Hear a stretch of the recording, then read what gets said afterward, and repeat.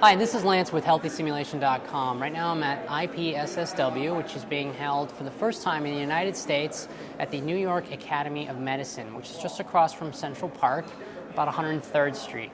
I'm standing here with Lisa from HealthStream, who has helped to sponsor Healthy Simulation being at IPSSW this year. For their 5th annual meeting, why HealthStream decided to support and exhibit at IPSSW here in the United States this year, and what the connection is with supporting pediatric simulation specifically. HealthStream's on the cutting edge of simulation development in terms of education, and our current newly developed platform is called SimManager. It's part of a joint venture with Laerdal, part of their Sim Center venture. Okay. And the idea behind SimManager is to have an internet-based, cloud-based platform where people can take care of all of their simulation educational needs. They can manage resources, they can download scenarios from SimStore, they can set up classes, they can manage content. And overall, SimManager has been shown to be a very, very effective tool in helping primarily hospitals and also educational institutions develop their simulation programs. Right, and I know that HealthStream supports a lot of competency review in an online-based format with regards to the numerous hospitals across the United States. Well, you know, Lance, our bread and butter is our learning management platform. So we started with education in the hospital setting and have grown now to be in 1 out of every 2 hospitals in the U.S. Wow. And being on the cutting edge in terms of simulation means we needed to go to the next level. Fortunately, HealthStream has a continuum in the blended learning environment. We begin with our courseware. We move into sort of a soft approach into simulation with heart code. Okay. And then you move into scenarios using high-fidelity simulators. So we really have the entire scope of blended learning at our fingertips. And I think that's really important in this venue, to be able to address each one of those. Definitely see the opportunity of stepping up a simulation program slowly and surely, as opposed to just kind of making a huge capital investment without understanding really what the needs of stakeholders really are.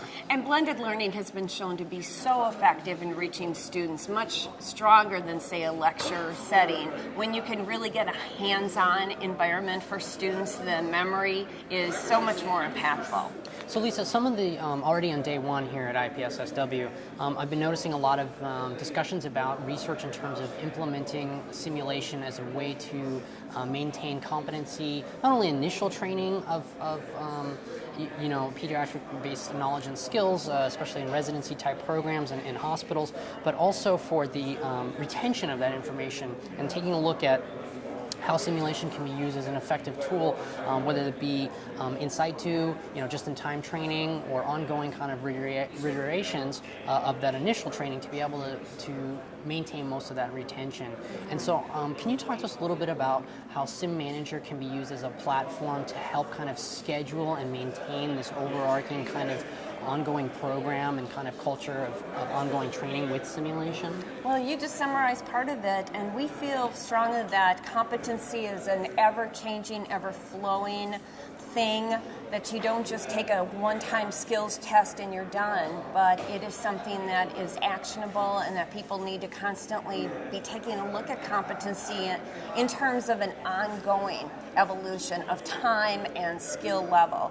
And SimManager is a great platform to be able to manage what you need to have done in order to maintain those competencies. Taking a look at your classes, making sure that your curriculum is in a place where you need it to be, building in simulation events, and using SimManager to schedule things like your sim events, taking scenarios, downloading them, allocating them to simulators.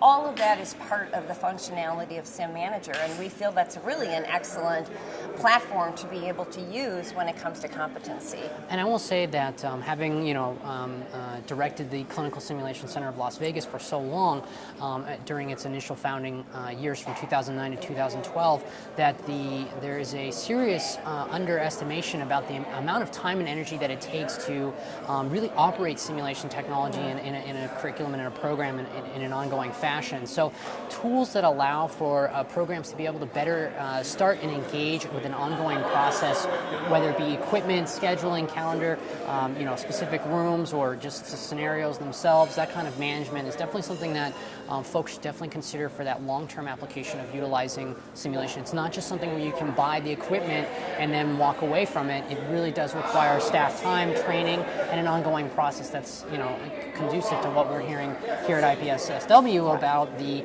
need for ongoing training and core competencies.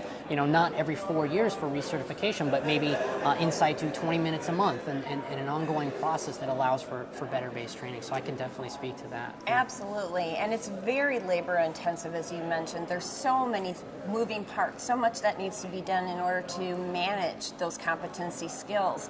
And even the AHA has moved more into the maintenance of competency idea. So we are very supportive of organizations that also want to hone in on their competencies and make sure that their staff is competent in that flowing environment and be able to help them capture that through our tools. You can learn more about SimManager by watching my comprehensive product breakdown. Watch part 1 of my IPSSW coverage by clicking the video below.